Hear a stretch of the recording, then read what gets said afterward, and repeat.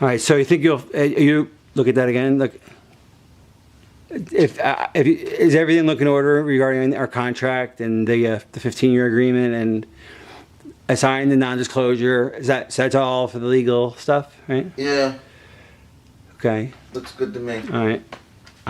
If you're lawyers, if there's anything else, just they notify my lawyers. I'll take care of it. But I think, and you signed the release, correct, for the appearance? Okay. Mm-hmm. Okay. Okay. So we'll begin, and we'll be informal here about it. I am honored and privileged, and just really super excited. Oh, super excited! I sound like a little kid. It's an honor to be doing this, and I know you haven't given many interviews in your life. Can you start out by telling me, why did you accept my? I wrote you about 12 letters, but you finally on the 12th talked to me. Why are you giving this interview? Tell me why. And sir, could you look right here? Yeah, that's perfect.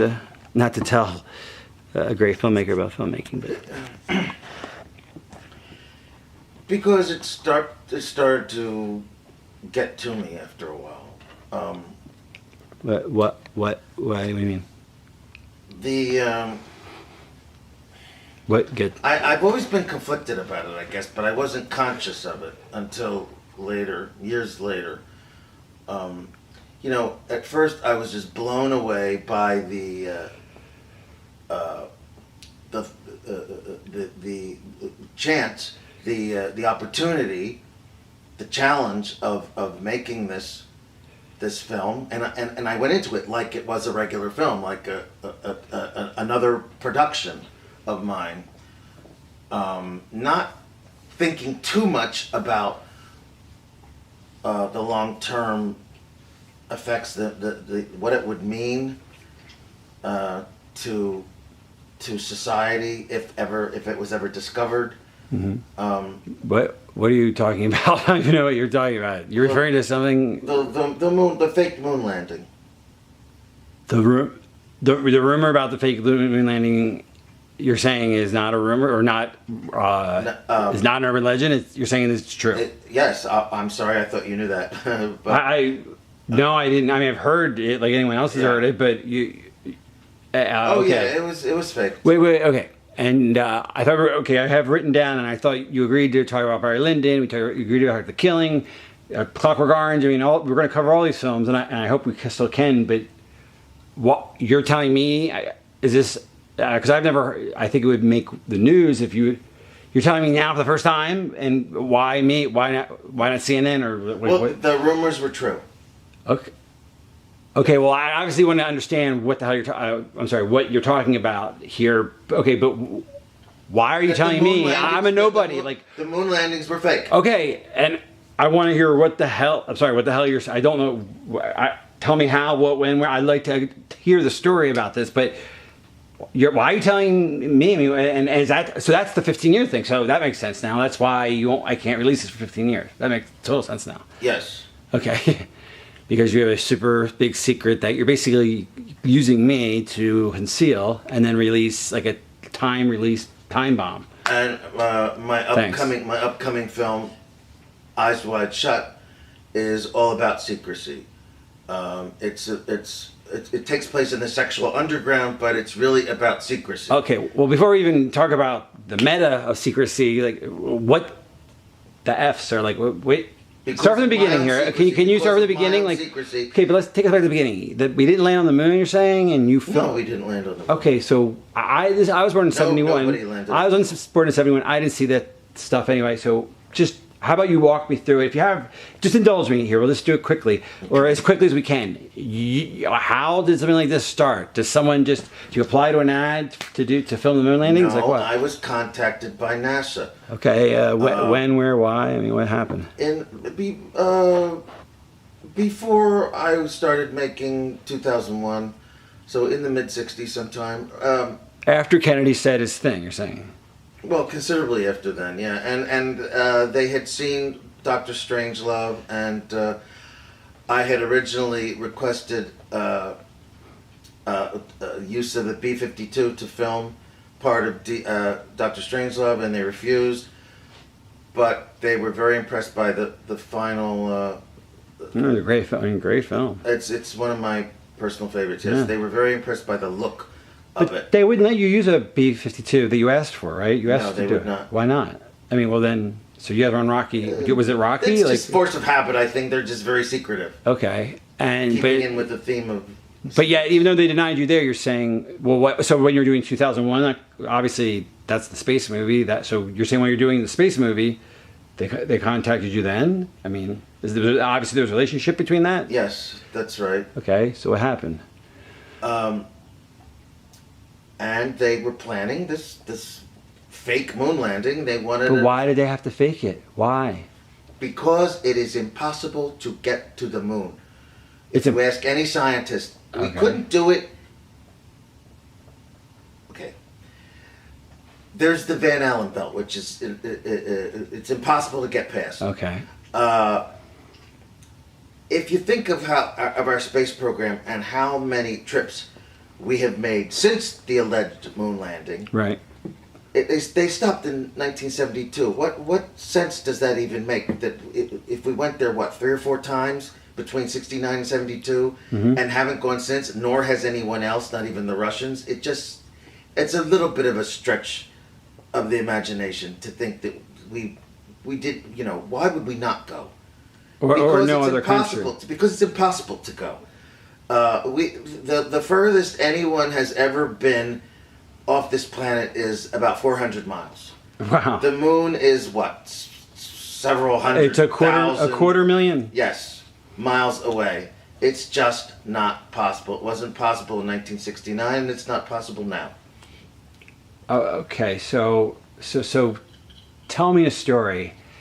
This is where you're going to tell the story of Nixon and his men coming to you and saying, Stanley, we tried our best, but Gus just died on the we can't get those boys up there safely. You got to help us. You said no, and they kept pleading about that. Patriotism, Russia, the boys. We'll get there in a couple years, funding, the shtick. And I decided, okay. And then you got the gift from God, a carte blanche filmmaking. So Right. just tell that story now and try to give it details, right. little ones as they come up. Okay, boom. Now, so tell me, so you're saying it's impossible. Could you give me a list of reasons why it's impossible? Cut. I'm going to do a voiceover there, okay? Okay, So I just already so did, that, didn't I? yeah, but I'm going to give you something, and you're going to be like boom and boom and boom, and you're going to sound like you're an expert. So it's going to be Okay, cool. all right. So how about say this? I'll give you want a list? I'll give you a list. Number 1, and then I'll cut. So could you give me okay? You say we can't go to the moon. Can you tell me the reasons why? We don't. You must know the reasons why we didn't go to the moon. You're doing an intro for me for the voiceover. Oh, you want reasons?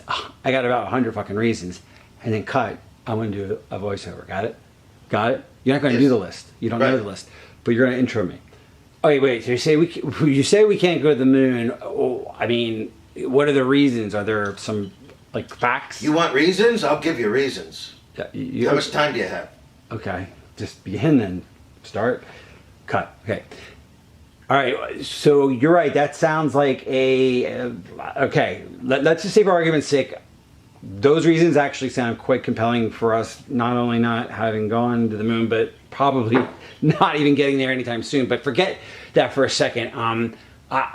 What happened? Who approached you? Who was behind it, and what did they do to get? Did you say yes right away? Nixon what himself. happened? Well, I had actually talked a little bit to LBJ before, but it was mainly Nixon. He had just become president.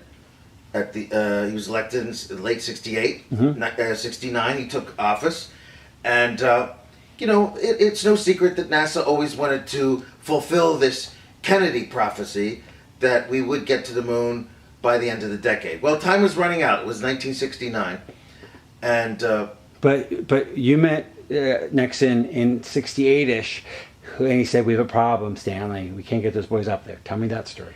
right. Okay, try again. So you met with Nixon? There was a if you might remember, there was a launch pad accident in '67, which killed. Tom, you're going to tell me a story. So Nixon sat me down in the Oval Office, and he says to me, "That boy just died on the thing. This is how I want you. then we're going to Oh, you're Neil. telling me that We're going to Nixon's- Neil. Yeah. And when we go to Neil, you're telling me through Neil. This is our new template. It's going to be helpful to you. It's going to be helpful to you. So you're telling me the story through, and it's going to come to you like that. So Nixon sat me down and he said, "It's impossible, Stanley, to get to the moon. It's impossible." And now his boy Gus just You died. don't want me to mention this the Yeah. accident. Yeah. And Okay. he said, "Stanley, that boy Gus, he died of he died a fiery death. You know, Yes. Do you know what that would do to my approval ratings if those boys died in space? I mean, think about it, Stanley." Right. And you know, I thought about it, and he was right. And he said, "And those Ruskies, if we don't keep up with them, they're going to take over the world.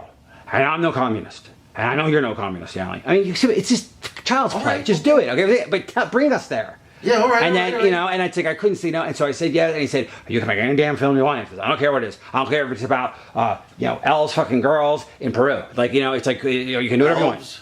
Elves fucking girls in Fucking Peru. girls in Peru. I don't care. If that, we'll get it out there, hundreds of millions of dollars. Okay. Just see and just tell a story. Peruvian elves. It's just saying, do your shtick. Do a shtick. Get in the fact that you're writing this time, and not everything's got to be drab. It can be funny in a very subtle way.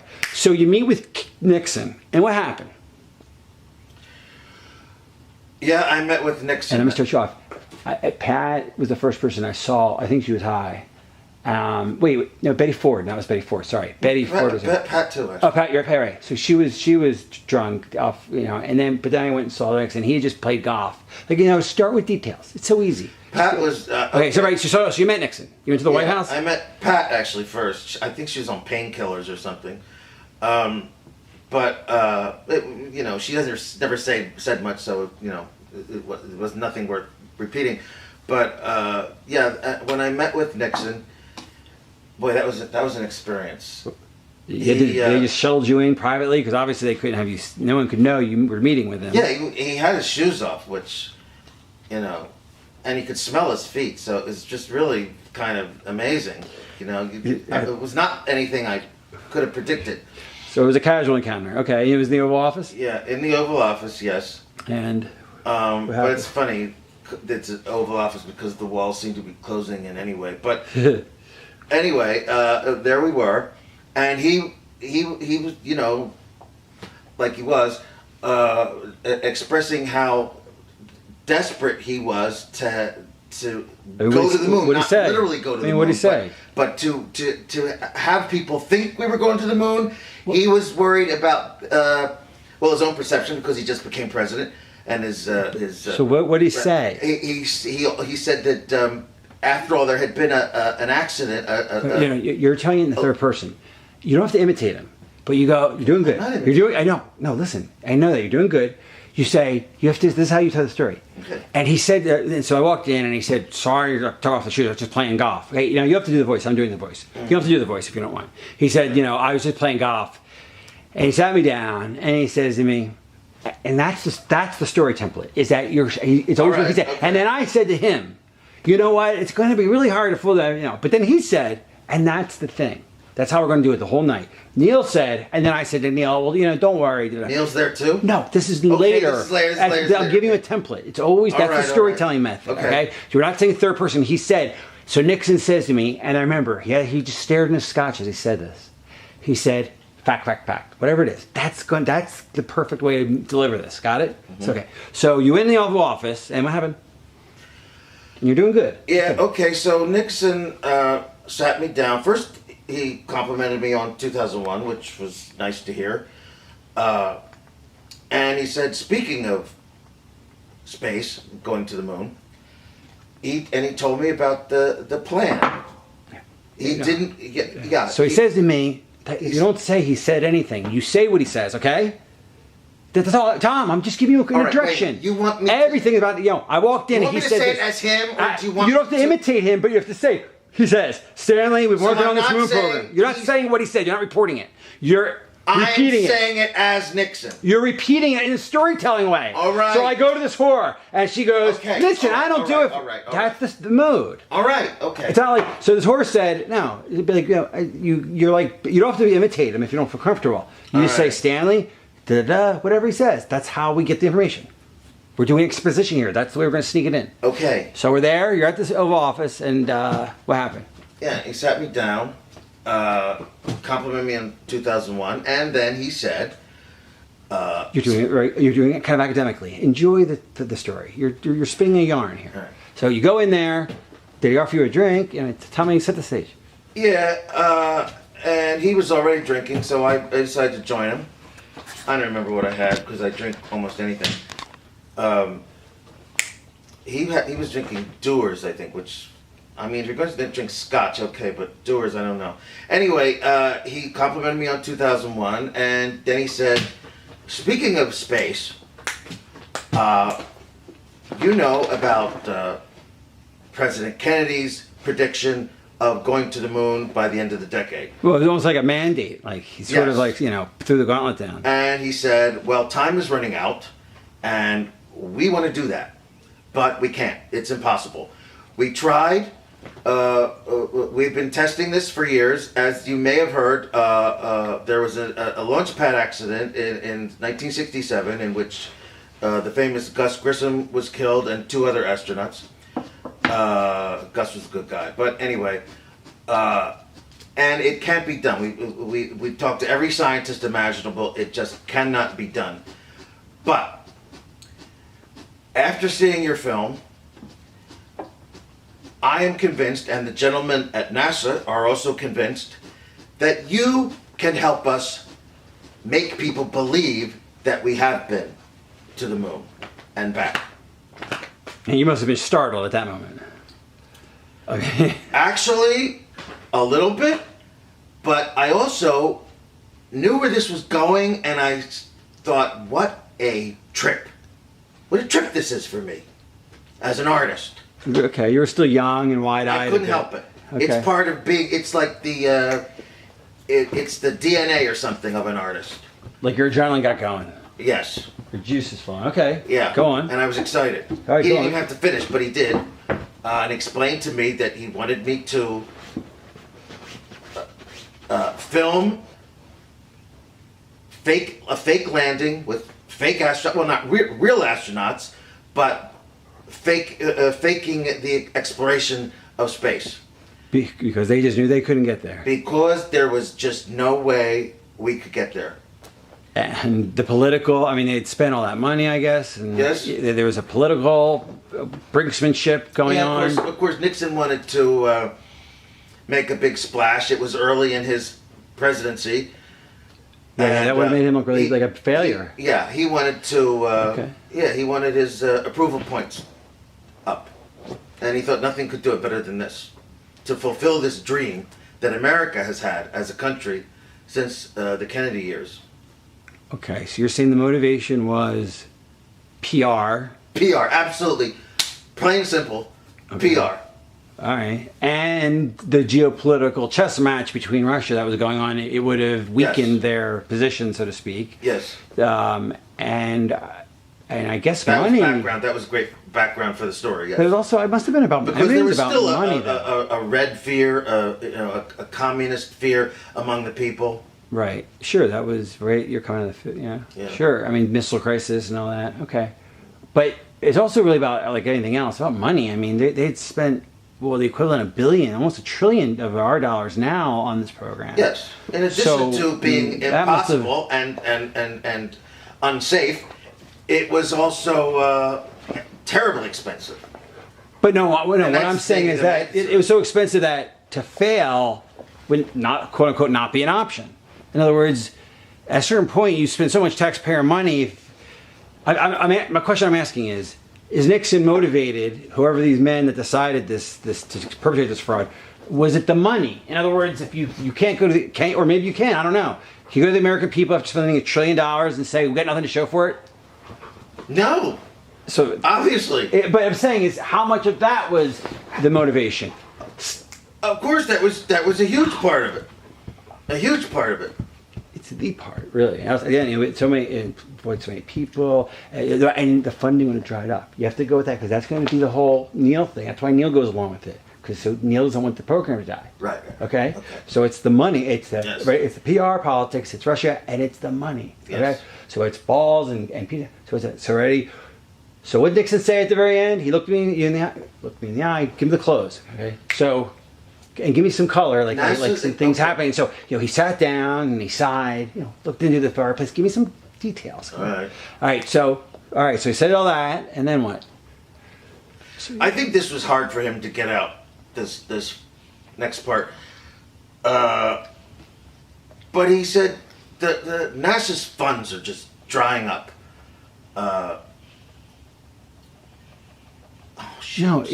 They can't fund something that doesn't work. Yes. If we don't fake it, if we tell them the truth, the money goes away, and we think we're this close. Yes. So we have to lie. It's a good lie. It's a lie for a good reason. We're this close. Yes. But they never got closer. So it was even in earnest, maybe, perhaps. Got it? And it makes sense. It's like we can't keep the kid on chemotherapy if it's not working. So we're going to say it's working because we want to keep the kid on chemo. Like we're going to lie to save his life. Got it? Yes. This is a motive. Got it? And this is that's a motive. That's actually you can sympathize with that. Got that? Like, oh wow, all those jobs that you want to do. That's the hook. Got it? Okay. So Nixon says to you. So he goes in for the big close and he says you got to do it. And he guilts you about merit patriotism? Have to save NASA. Okay. It was in deep trouble, and this was why was it in deep trouble? Just spent so damn much money, billions and billions of dollars. This would save them. This great PR would save them. It's the reverse. It would destroy them if the truth came out. They weren't a damaged agency. They were the hottest agency in the world, Tom. If Isn't the truth came out, no. I said, if the truth comes out, NASA is destroyed overnight. The program's destroyed overnight. All right. They weren't a hurting agency. They were the hottest thing in the news. They were the darlings of everyone. But then they realized they couldn't go. Tell the truth and become the stepchild, the redheaded stepchild, and lose the money, or lie, and then we'll get there in 73. So keep it going. That was the kicking can down the road rationalization they made. All right. It's simple though. Okay, ready? So Nixon. If you keep making it up, I'm not making it up. It's the plausible reason. All right, Tim. It's not even up. I'm not making it up. Why would you lie about this, Tom? Why? To keep the funding to keep the program going so you can get there, but it never happened because it just was insurmountable. All right. That's it. Okay. So I'm not making anything up. Okay. PR with the Russians. We don't want to kill those boys. It's unsafe. And the money. We couldn't. So Nixon says what? Give me some details. Give me some details. He sat down. We couldn't just tell people the truth. Let's start with them. The big finish. So Nixon sat down. Give me some color. Tell a story. Go back to the beginning? No. All right. Keep color. So Nixon at this point, I think, like you said, it was hard for him to say this next part. He sat down. He looked at his scotch. Looked into the fireplace for a minute. Took a breath. Drank the scotch, and then he said, "Stanley." And you gotta give me more Stanley. Yeah, it was. Gotta give me more Stanley. No. Okay. Take a pause and begin the scene. Okay. All right. So yes. And now, drink your drink while you drink your drink while you tell the story. All right. Come on, you're reminiscing. Yeah. Okay. So with Nixon, and what happens? So Nixon says, it was hard for him to say this next part. He was looking into his drink, kind of like I am now, and finally he said that we can't tell people the truth, that we can't get to the moon. It would be disastrous for NASA. Their funding would dry up. People wouldn't have faith in them anymore. It would be like faith. It would be over, failure. right? It would be over. Yes, it would be absolutely over. So if we fake this moon landing, it would do nothing but increase the reputation, and we could go again and again if we had to. Well, I mean, just to go with the first time. I mean, so they wanted to keep the funding going. Why? Because. Well, obviously. What do you mean? Why they wanted to lie about the moon landing to keep the funding going? Why? Just to keep NASA viable. Why though? Why? Why not? Because people believe in NASA. No. Because they thought that the moon landing was just a few more years, that if they would get there, they just kept the funding going, they could get there, they could figure the problems out, but they never did. That's the point. It's not arbitrary. We want to keep NASA alive because it's the dream, and we knew they. Oh, they so lied. you're saying NASA believed they still could. They at the time, and then finally it hit them. And probably by 75, we're fucking never getting there. All right, okay. That's the sympathetic reason why they did this. And you're like, wow, that makes sense, but it's still wrong. Get it? Okay, yeah. So that's a big thing. I said this to you. Let's try again. Ready? So Nixon says what? Grab your drink, and action. What they believed was if we could Nixon sat down. Color. Tell me a story, Tom. Come on, color it. Okay. Am I going back From the ending? The ending. Nixon sat down, looked at his drink, looked in the fire, and said, right. "Stanley, wrap it up. Wrap it up." All right. So Nixon, this next part was hard for him to say. Towards me. He looked at his drink kind of like this and said, we have to fake this. We have to fake this moon landing, just to keep interest in NASA, and in the next few years, we might actually be able to go for real.